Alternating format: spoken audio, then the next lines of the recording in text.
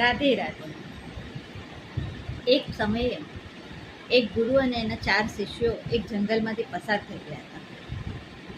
જંગલમાંથી પસાર થતાં થતાં રાત થઈ ગઈ.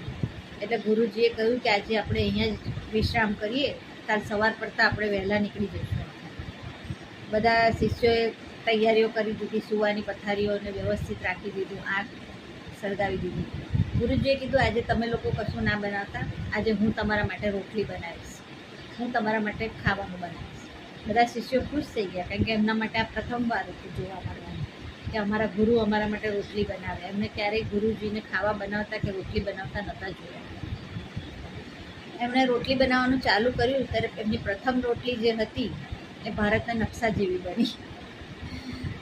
તો પણ ગુરુજીએ કીધું બહુ સરસ, પરફેક્ટ.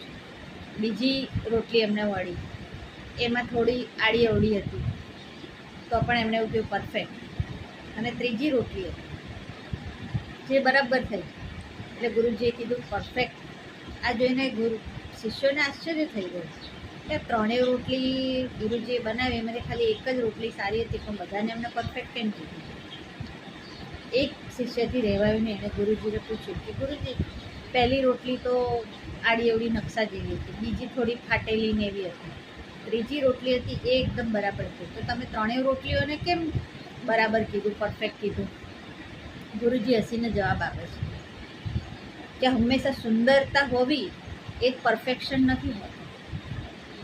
પહેલી રોટલી જે મેં વણી એ મારો પ્રયત્ન હતો, બીજી રોટલી મારો એ પ્રયત્નને સુધારવાનો, અને ત્રીજી રોટલી મારું પરફેક્શન.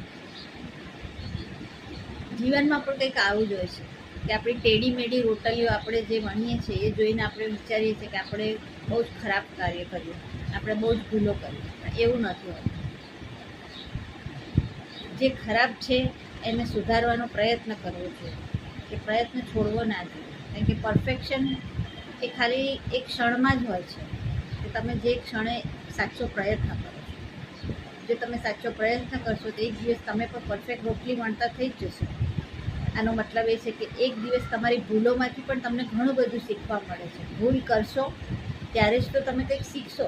જો તમે ભૂલ જ નહીં કરો તો શીખશો ક્યારે? ઘણા એવું વિચારે કે મૂર્ખથી તો ભૂલો જ થાય છે, હું તો બધું બરાબર કરતી જ નથી, મને તો બરાબર કરતું આવડતું જ નથી, હું તો સાવ આવું છું. પણ એવું નથી.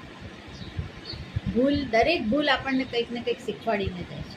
એટલે ભૂલો કરશો એનો વાંધો નહીં, પણ એ ભૂલને કઈ રીતે સુધારવી એનો પ્રયત્ન કરવો ખૂબ જરૂરી છે. જો સાચા દિલથી તમે પ્રયત્ન કરશો તો એક દિવસ તમે પરફેક્ટ રોટલી એટલે કે તમારા જીવનમાં પરફેક્ટ નિર્ણય લઈને આગળ જરૂર વધશો.